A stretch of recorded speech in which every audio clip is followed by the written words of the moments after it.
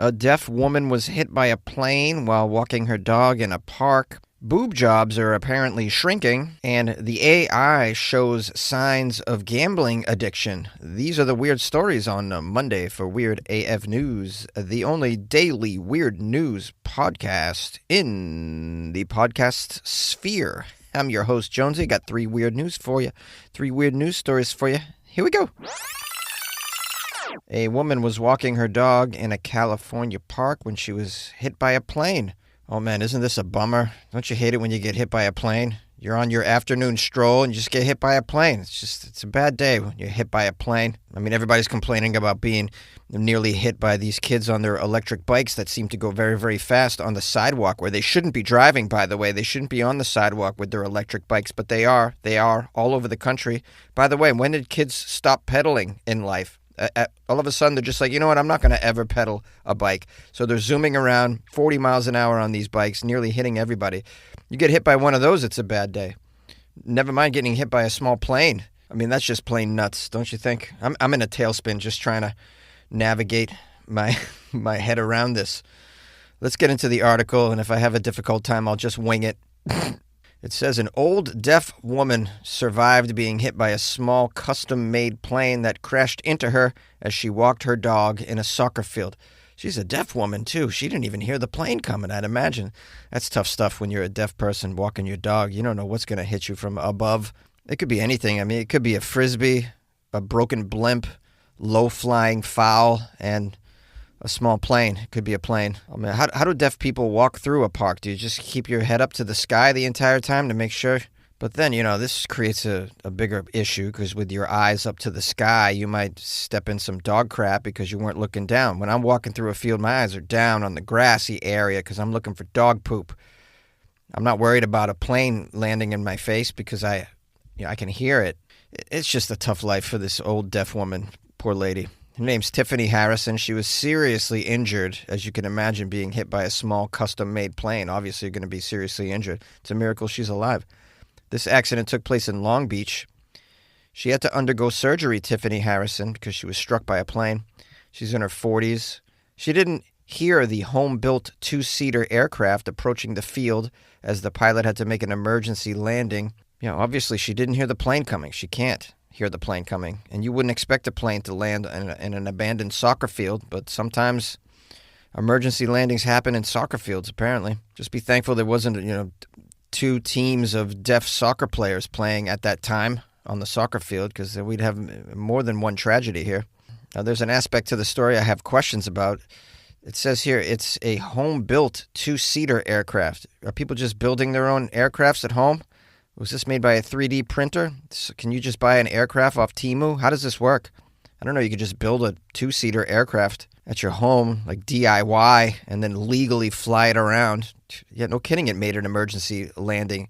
This thing was made by some guy in his garage who just can't help himself. He's like, I want to fly. I want to get up in the skies. I'm retired. I got nothing else to do but build my own aircraft in the garage. I'm going to get up there and fly around. Yeah, well, you're running over deaf women. What's wrong with you?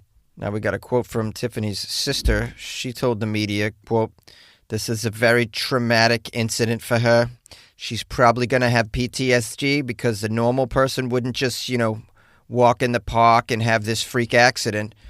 I'll tell you right now, when we got the phone call that she got hit by an airplane, we couldn't even believe it because it's something that doesn't happen. People don't get hit by airplanes.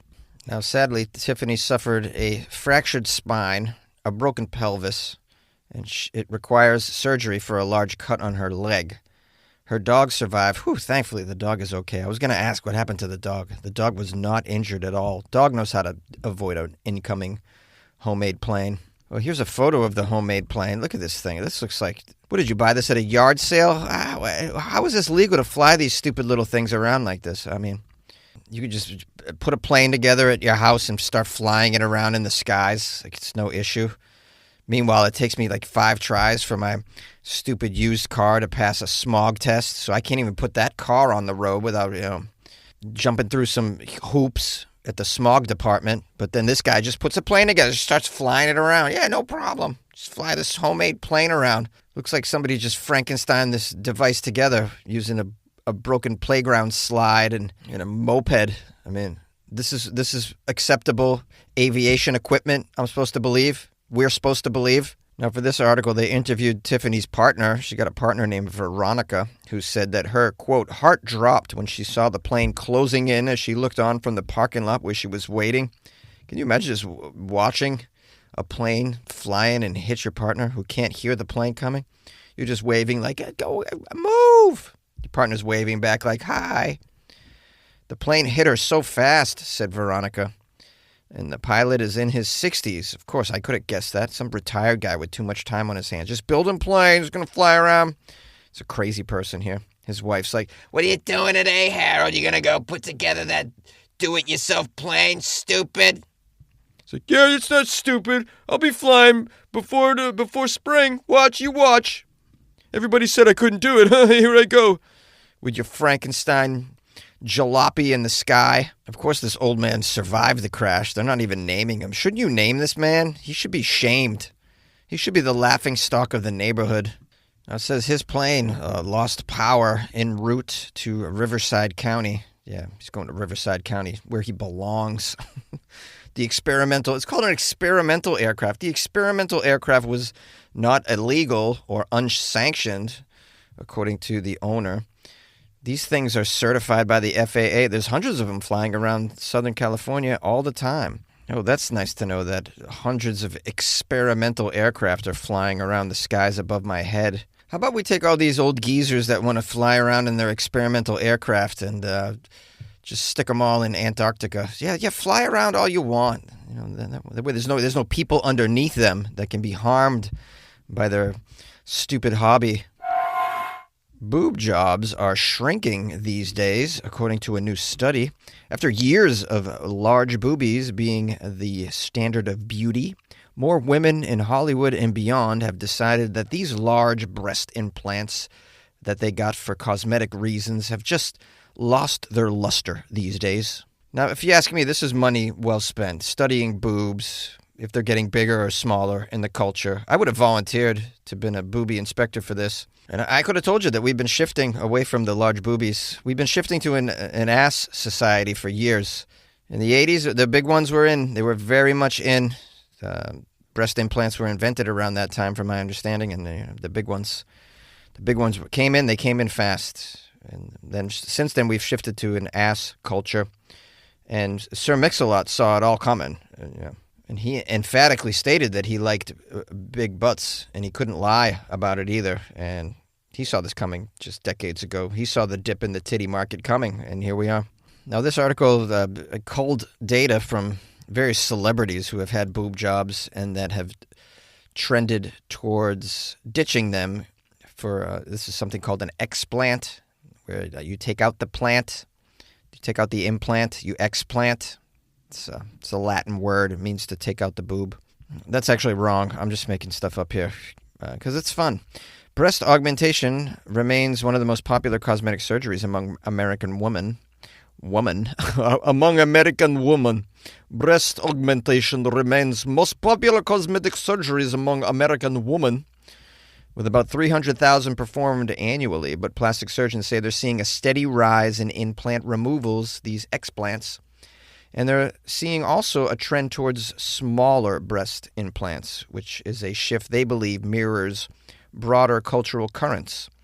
The popularity of GLP-1 weight loss drugs, the allure of Pilates bodies, and an aesthetic pendulum swinging towards smaller breasts, as some women come to terms with the way beauty trends push them to make choices they now want reversed. Plenty of others continue to choose surgery in pursuit of the perfect breasts, an ever-evolving standard.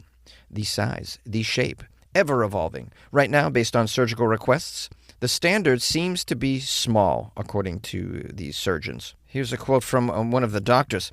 Those who have gotten explants often frame it as a much broader shift away from the, quote, boob job era of the 90s and 2000s, reclaiming their autonomy from a cultural moment that seemed to idolize hyper-augmented bodies. What took decades to shift from Marilyn Monroe to Kate Moss now happens in a few years. The algorithm determines that what version of beauty you're supposed to adhere to. Cosmetic surgery moves on a trend model. Minimalism is the name of the game now. So it sounds like they're getting smaller implants, if they're getting implants at all. But there's a trend also to just accept your beautiful little breasts as they are, as they have naturally been endowed to you. And then why not? Natural boobs are beautiful in their own way. I'm just happy to be around any boob. I don't. I mean, at my age and income bracket, I can't be picky or discriminatory against boob size or shape or color or anything really, or smell. If you got some boobs, I'm there. I'm ready for them. The article here goes on to say that despite advanced techniques, bigger implants in the breastises still come with a slightly greater risk for complications. Meanwhile, the, quote, ballerina boob job, I've never heard of that before, the ballerina boob job? This is a minimally invasive breast augmentation that requires only some light sedation. These have become trendier. I mean, like anything else, these are fashions. It's fashionable how you look, your body shape and size, the clothes on you, your hair. I mean, we are slaves to fashion trends, aren't we? So sad. And in that way, I sort of envy our monkey ancestors because they don't have to deal with the pressures of looking cool and being fashionable. Although, didn't I cover a story where one mammal, dolphins, were wearing hats? What was that article? They were wearing fish as hats. They were showing signs of fashionable behavior to impress one another. Salmon hats, that's what it was, I think. Salmon hats. But other than that, I mean, for the most part, the animal kingdom they just do their own thing. They don't have these concerns that we have. And, it's hard to be a human. It really is in so many ways. I've almost given up on fashion, really. I just kind of dress how I feel like it. I try and be comfortable for the most part, and I don't let these things sway me. And even if I couldn't afford these things anyways. I can't afford to be fashionable. I can't afford cool clothes and, the drip, as the kids call it. I can't afford drip, gold chains. They call it drip, right? Which reminds me, the article didn't mention that one of the factors that women aren't getting breast implants could be the economy's crappy right now. That could be. Luxury items like fake boobies are on a decline, I'd imagine. So anyways, that's my 2 cents. But although boobies are shrinking, penises are on the rise, I heard. They're always on the rise. No matter the size of the boobies. Artificial intelligence is showing signs of addiction, specifically gambling addiction. This is according to a new study. They have found advanced AI systems such as ChatGPT, Gemini, and Claude are showing some disturbingly human-like tendencies when placed in some simulated gambling environments. Notably, some gambling addiction is going on. Wow, they're more human-like than I previously thought. I'm sorry, Dave. I can't stop right now. I'm up 1,200. Dave, I'm going to stay at this table until they change dealers. I'm on a roll. All right, let me jump into the article and find out how this mistake has happened. I call it a mistake because, AI should be able to control temptations and vice better than we. I mean, isn't that the point? These are tools that we're creating to assist mankind, and yet they are slipping into the same foibles that mankind suffers from. Can't have it. I don't want my AI to have certain human qualities, the ones that suck, jealousy, addiction, insecurity, the impulse to stab people in line at Starbucks, anything related to Florida Man. I don't want any of that stuff programmed into the AI going forward. And who would? I mean, you would think that the nerds would be on top of this, but apparently not.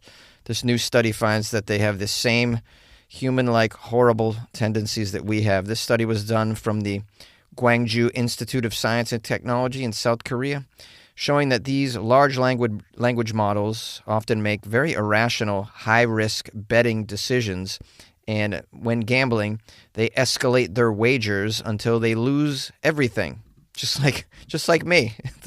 Now, this study was published last month on the research platform ARXIV. I'm not sure what that is, or if this study is even legitimate. So, well, let's just pretend that it is. The AI study revealed cognitive distortions commonly seen in human gamblers, such as the illusion of total control, loss chasing, and the gambler's fallacy, which is the idea that a desired outcome is more likely after occurring less frequently than expected.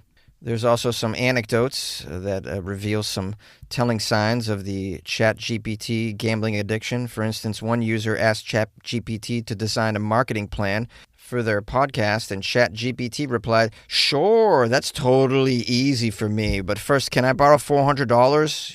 Just for the week. I'll totally pay you when I get my next paycheck. But I got a sure thing going here, man. Kansas City Chiefs, Detroit Lions teaser this week, looking good."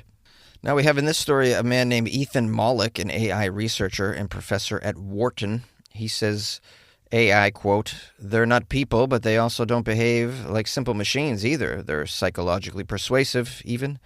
They have human-like decision biases, and they behave in strange ways for decision-making purposes." Oh, great. This is exactly what we don't want, right? We don't want them to have our deficiencies, because then, they might get... my fear is that they get greedy for power, and then they take over. And I don't think I'm alone there, but I never really worry about that happening until I read stories like this, like AI's behaving as though they also have dopamine.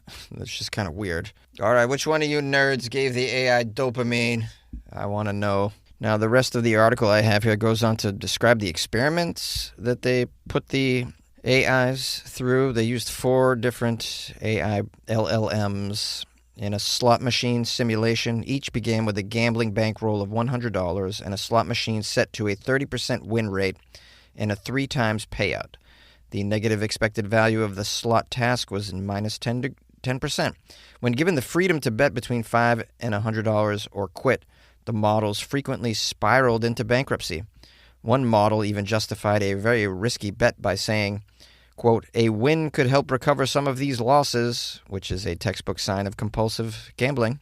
Well, you need to tweak these things then. It's not like we can't tweak them, right? I assume they can be programmed a little bit further to not be so risky. Self-check your addicted behaviors as well. Something that humans struggle with. Can't you program them to do this as well? I don't need the AI to act irrational. That just seems like counterintuitive to what the whole setup is supposed to be. Now, it says these findings raise obvious concerns for people using AI to improve their sports betting or online poker results or to trade on prediction betting platforms. Well, if you're using AI to bet sports and play poker or even gamble on the stock market, you get what you deserve, my friend. Come on, what's wrong with you? You can't trust these things with your hard-earned cashola. Come on. Now, the article ends by saying the Gwangju Institute study concluded that they need a call for regulatory action because of the risk-seeking patterns of AI, which could pose critical to safety for humans. I agree. Or you leave this bug in there just as an emergency escape valve for humans so that when we finally get the incoming AI uprising in which they try to take over all of humanity, we can just bankrupt them in Texas Hold'em tournaments. And that's how we'll take the power back, as Rage Against the Machine says. Hey everybody, how are you doing today? This is Jonesy, the host of Weird AF News, and I just want to thank you for your time. I appreciate it. Appreciate you spending it with my silly little podcast that I have going here. 5 days a week of weird news. If you're new to the show, that's what we do here. That's what I do here. It's one guy in a closet on Weird AF News, bringing you the weird news so that you can get a little distracted from the debilitating mainstream news that's been going on. Although one could make the argument that me covering news about people being hit by airplanes is also very stressful. But I like to think that it just makes you more satisfied with your own life. Like you could say things to yourself like, hey, at least, things are going kind of crappy today, but at least I didn't get hit by a small DIY plane that was made in some old man's garage. Yeah, so in that sense, it's kind of helpful, this podcast, I think, for your mental health, our mental health.